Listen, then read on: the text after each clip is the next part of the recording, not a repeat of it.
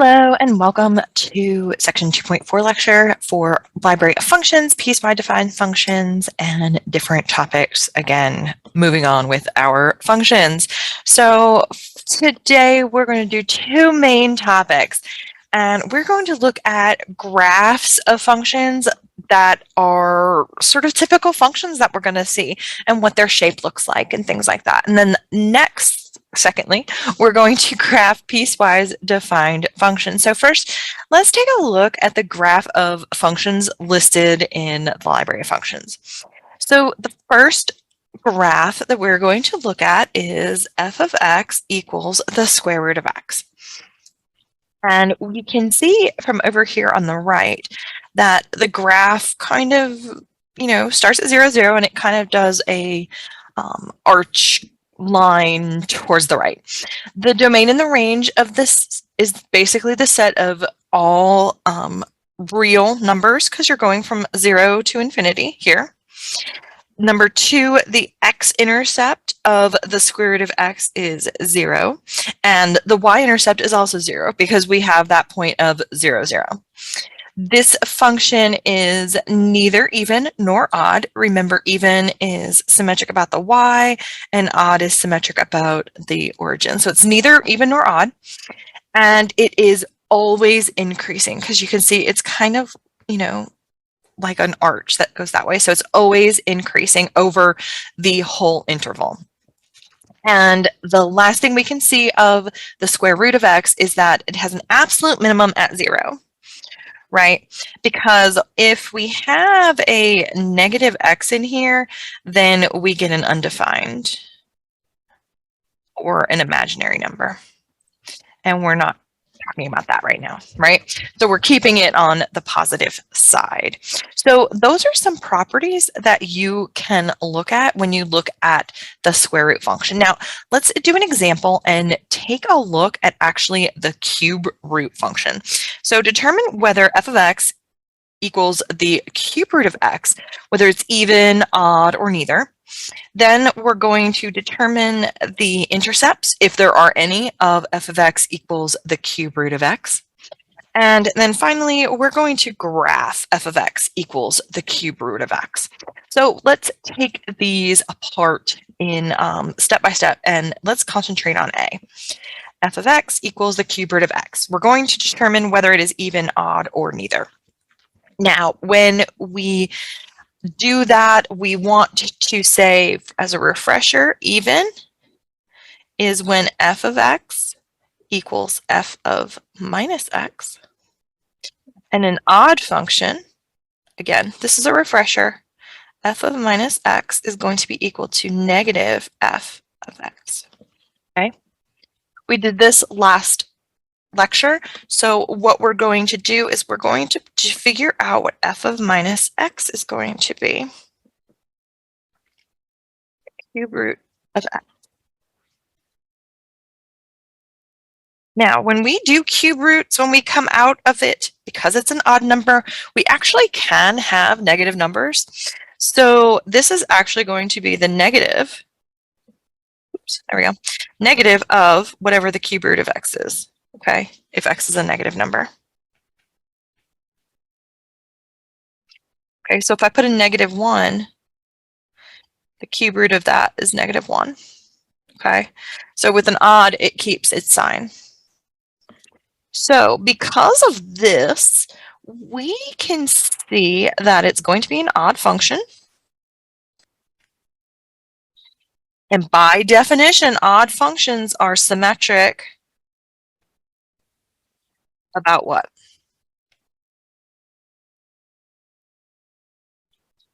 The origin.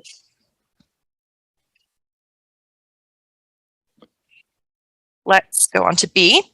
Determine the intercepts, if any, of f of x equals the cube root of x. The y-intercept is going to be where x equals 0. So we're going to say f of 0 is the cube root of 0. So your point is actually going to be 0, 0. We can also see from that, because our x-intercept is where y equals 0, which is going to be that same point. Okay, we have an intercept at 0, 0. Let's graph. Easiest way to graph is to pick some points. Now we know we're an odd, so we know we're symmetric about the origin. Okay, so we can keep that in mind. Now, if I go ahead and make a table of some different x's, I picked 0, 1/8, 1, 2, and 8, and I figured out what y was. So this is just x by itself, that's y by itself, and then that's going to be the actual point xy. Just took it a half a step further so that we have a few different points. Now we know we have 0, 0 as the origin, so I'm going to go ahead and put that on there. Okay, that takes care of that word pair. Now I'm going to jump down to 1, 1 because my graph is not as big as I'd like it. Okay.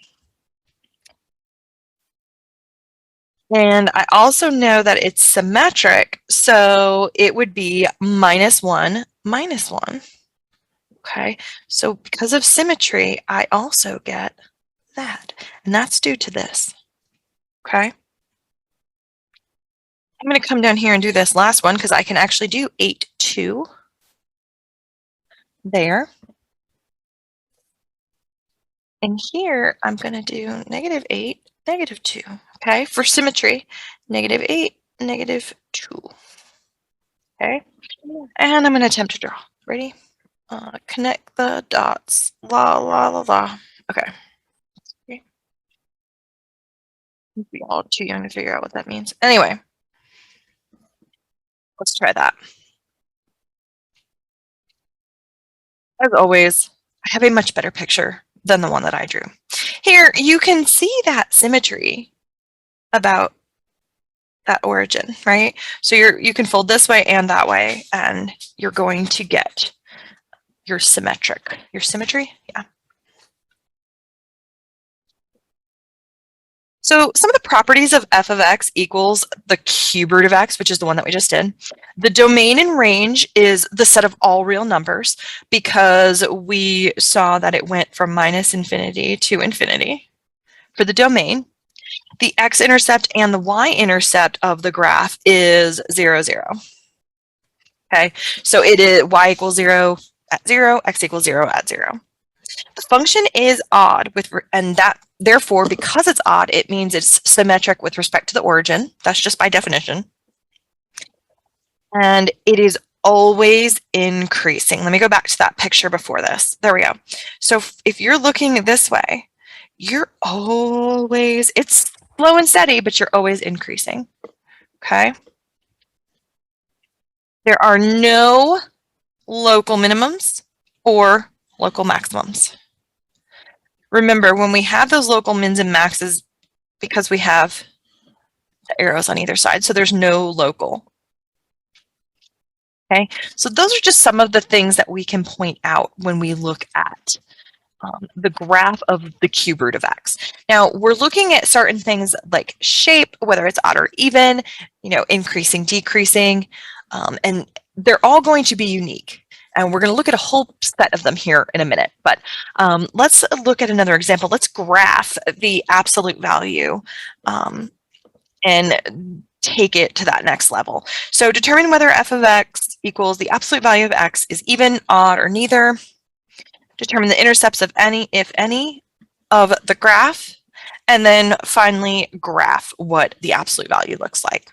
As always, we'll take it apart piece by piece. F of x equals the absolute value of x, and determine whether it's even, odd, or neither. So remember, even f of x equals f of minus x. Odd, f of minus x equals minus f of x. So let's find f of minus x. And we did this in lecture, I believe, yesterday. Okay. Because it's absolute value, it's always going to be x. Okay. So from that, we can actually see it's going to be even because we're here. And the definition of even means it's going to be symmetric with respect to the y-axis. And if you don't remember that, go back and watch the video for 2.3, and that we have all the explanation for the even and the odd. Next, determine the intercepts. Okay, so your y-intercept is going to be where x equals 0. So f of 0 is going to be equal to the absolute value, of 0, which is going to be 0. So my point is going to be 0, 0. My x-intercept is where y equals 0, which brings me back to that same point. Okay. Now we know two things about our graph. We know that it's even, so it's symmetric about the y, and we know that it has intercepts at 0, 0. So our next lovely thing to do is to go ahead and graph it. We have the point 0, 0. We know it's going to be symmetric about this line right there. Then I made a table, and I just went ahead and found some points. So we did 0, 0. Let's do 1, 1, 2, 2, 3, 3. And we know it goes like that. And we are symmetric about the y. So from here, we can say x equals negative 1, 1, negative 2, 2, and negative 3, 3. Okay, that's different than what we did for the previous example where we were around about the origin. So here we're going to have like that, 2, 3, and I'm going to attempt to draw a straight line. It's not too bad. Okay.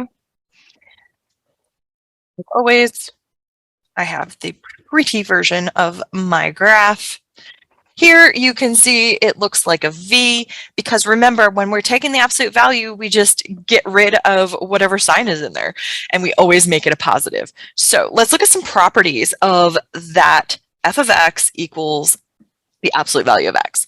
So the domain is all real numbers. So your domain is actually going from negative infinity to infinity, but my range is only going to be positive.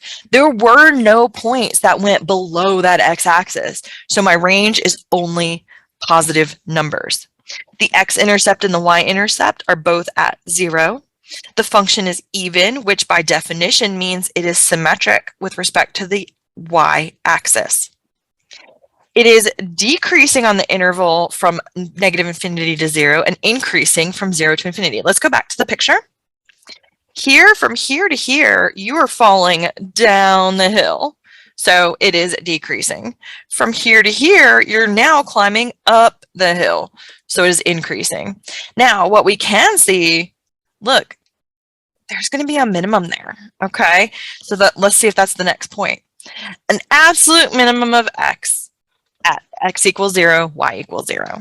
Okay, so these are some things that we can see just from the fact that it's an absolute value of x. Let's take a quick look at the shape of what some basic functions look like, and that way you can get an idea of what their graph and what shapes they're going to make going forward. So the first one we have here is a constant function where f of x equals any number. It's going to be a horizontal line. It's not moving. It's just going to go on infinity from right to left. Your domain is going to be from negative infinity to infinity. right? Because you're going everywhere. And your range is going to be y equals b. Ooh, that red looks terrible on there. Sorry. The next function we're going to look at is an identity function. So if we've got an exponent of a 1, right, because there's an understood 1 there. So we've got the power of anything with a power of 1, okay? It's going to be a straight line. It is going to be always increasing. Your domain is going to be from negative infinity to infinity. Your range is also going to be from negative infinity to infinity. Okay, and it is always an increasing in this case.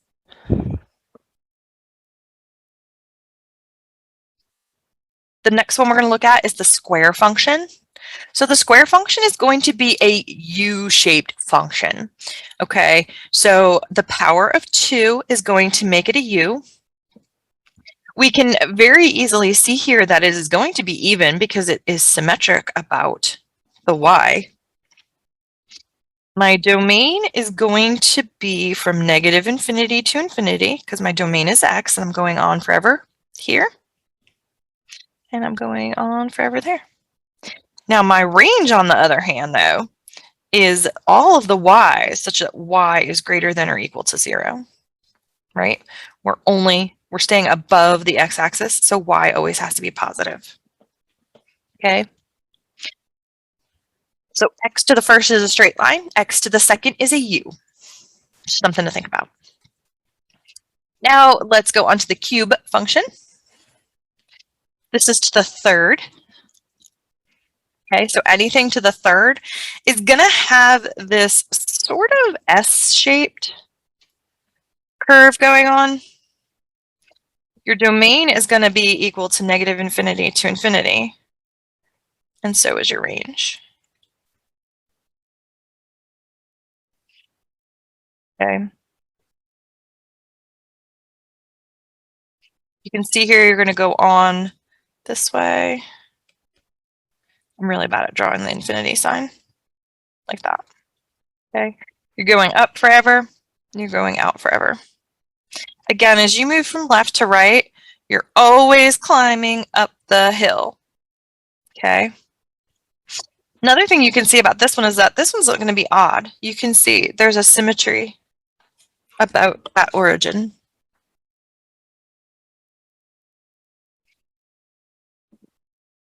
Now let's look at some of the roots. So square root function. Yeah, let's look at the square root of a function. So what we have, if you remember, x was a line and x squared was a u. So we did this one in the example. So we kind of have almost like a half of a u, just the plus side. So the domain on this is going to be x is greater than or equal to 0. My range is going to be y is greater than or equal to 0. Okay, it's not even and it's not odd. Okay, we don't have any symmetry about the y, we have no symmetry about the origin, so it is neither even nor odd. But going from left to right, we are always climbing up the hill, so it is continuously increasing over the interval.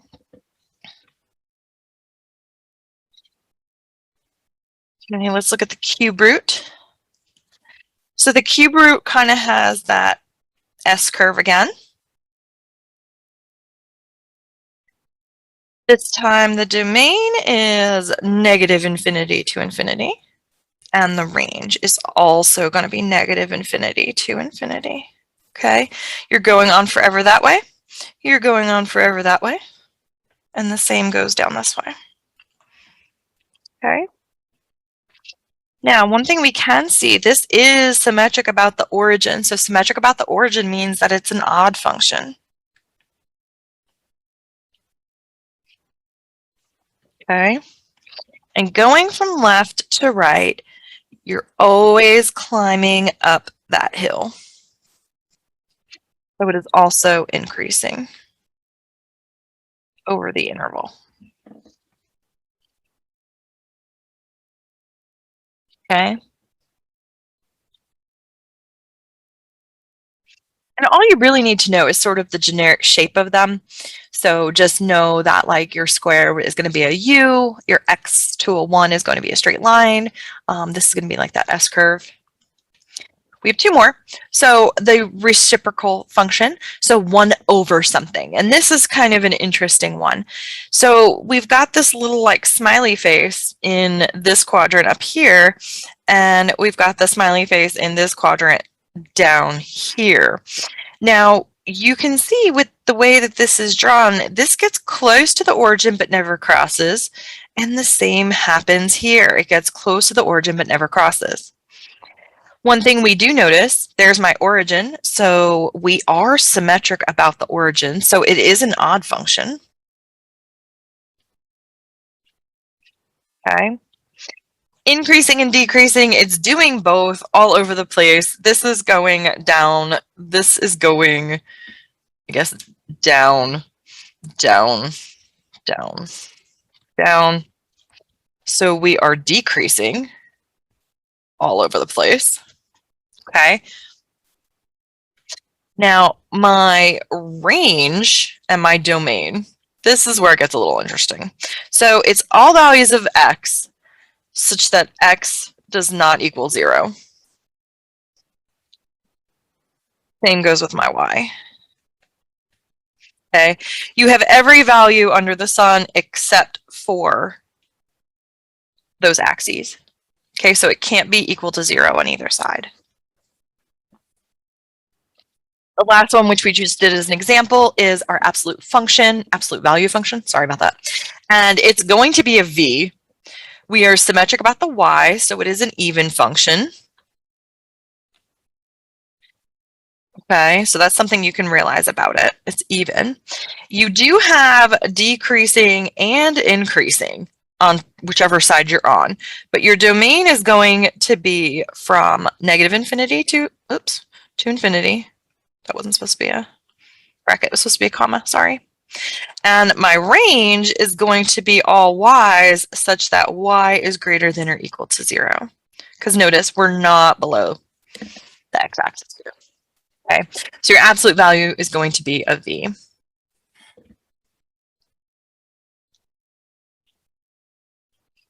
So now that we have these generic shapes, what can we do with them? Well, we can move them around and we can graph things a little bit easier than just plugging in a bunch of points.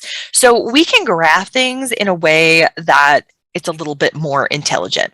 So the first thing that we're going to do is we're going to do a piecewise defined function.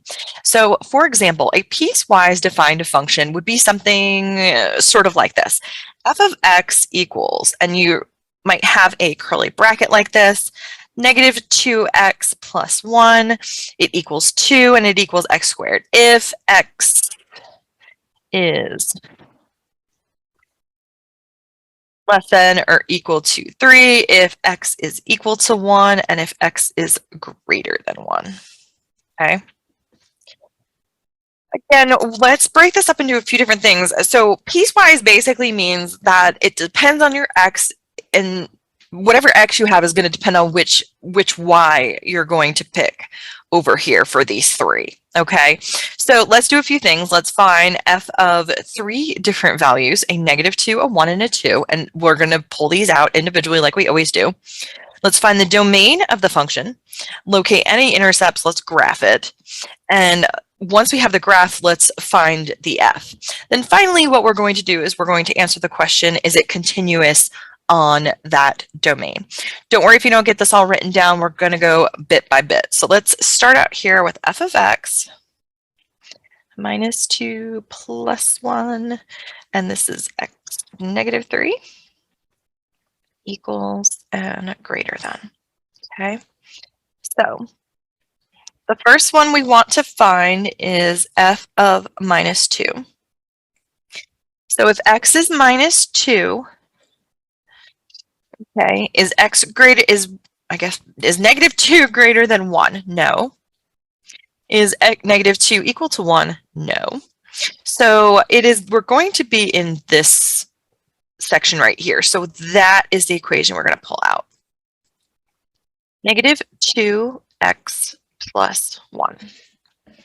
Okay. Now I plug it in just like I do any other ones. -2 times -2 plus 1. Negative times a negative is a positive.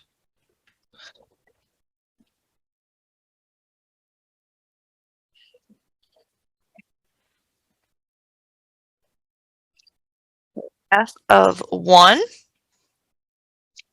Here I look and I say, oh, x equals 1 here, so it's just equal to 2.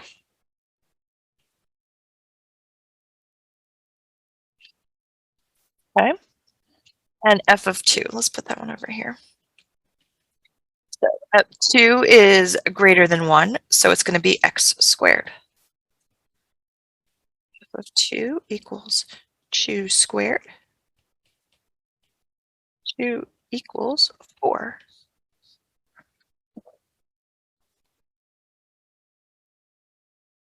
Okay, that's all there is for that one. So depending upon which x you have, that depends on which equation you look at for your f of x. Let's look at part B. Again, it's going to take me a minute to put my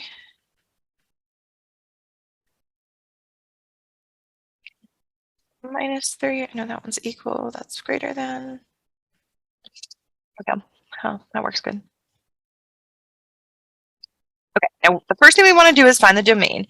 Now, the domain, remember, is the x's. Okay, so look at the definition. Since f is actually defined for all x's from -3 to infinity down here, our domain is actually going to be all x's such as x is greater than or equal to -3.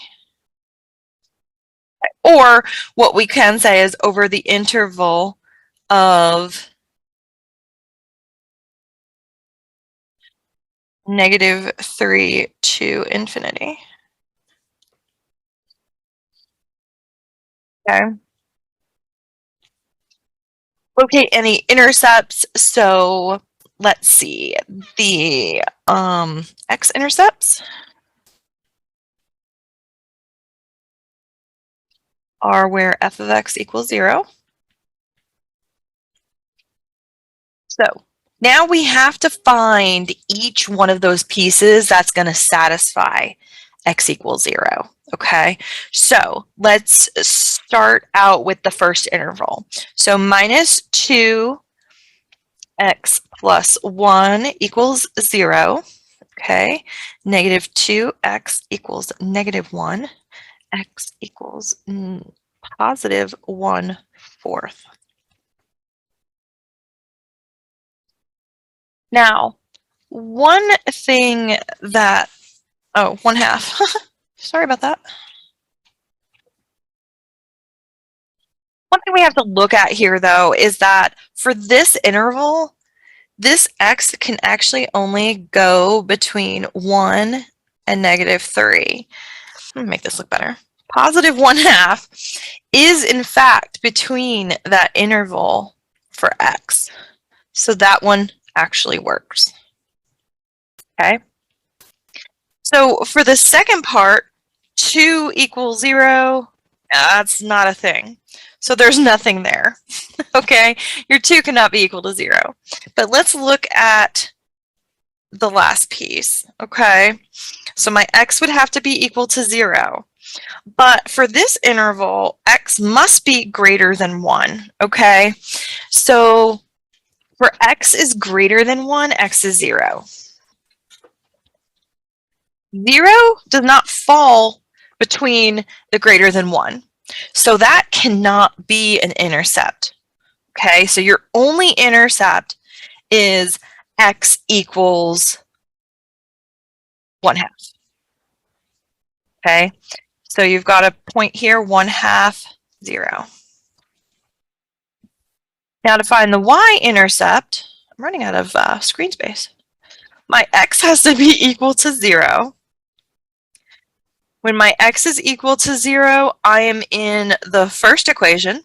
So I need a minus 2x plus 1 equals f of x. Okay. F of 0 is minus 2 times 0 plus 1 equals y.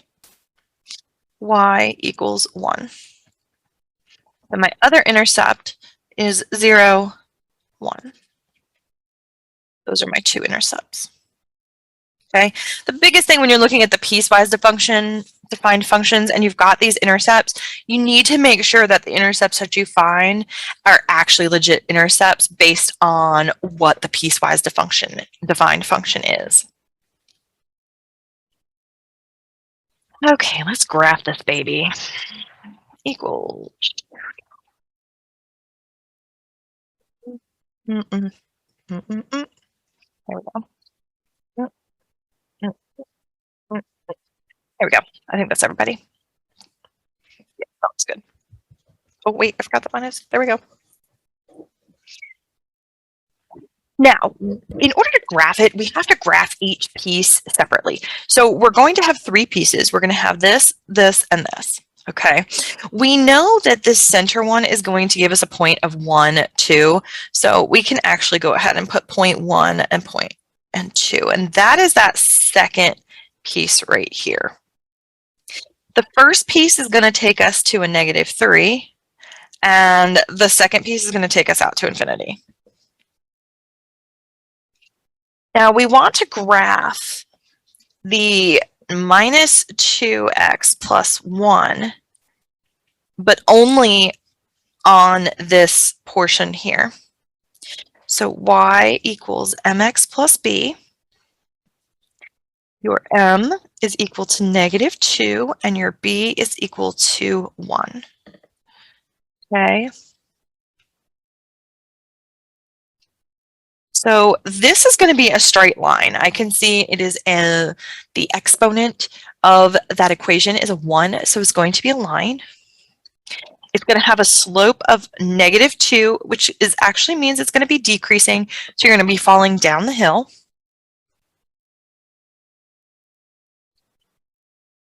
And it's going to intersect at 1.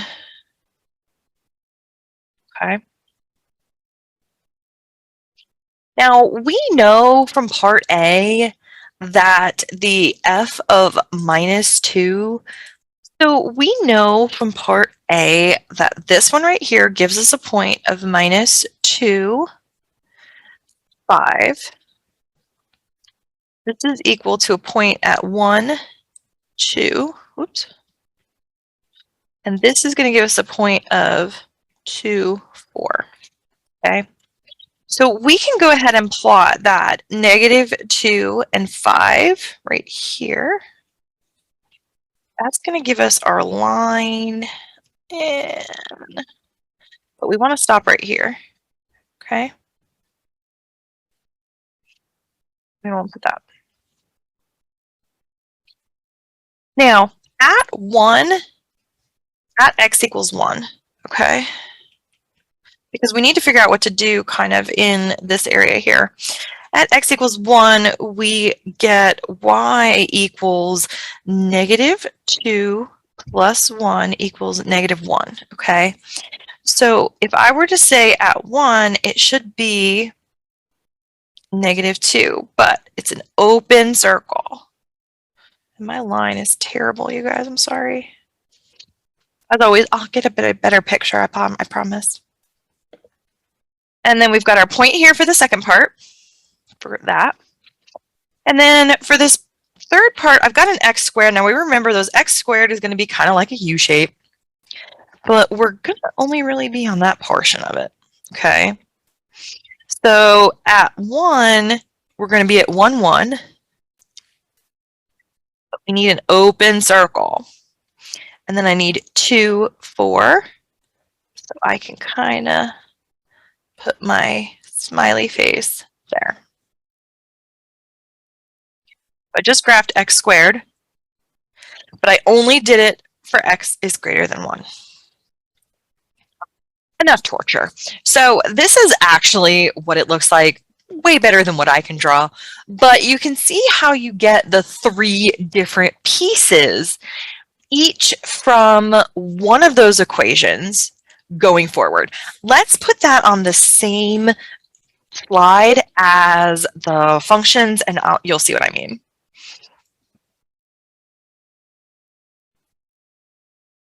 Here we've got the graph. Let me put my minus, plus, negative, equal, greater than. Oops, that's not supposed to be there. Sorry about that. Oh yeah, it is. Line. Okay. Using this graph, we can see what the range is, okay? So the range, the domain, we already said was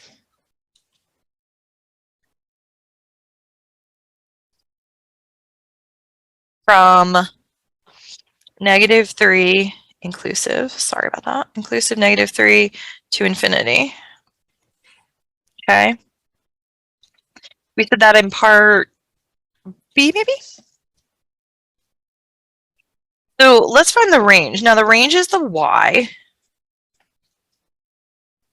Okay. Now we can see that the minimum here is going to be this -1, but it is an open interval. So we can say sub all y's such that y is greater than -1. Or we can say with a curly bracket -1 to positive infinity, because we're only using up. Now, is it continuous? Now, a function is continuous if you have a value without any kind of jumping going on.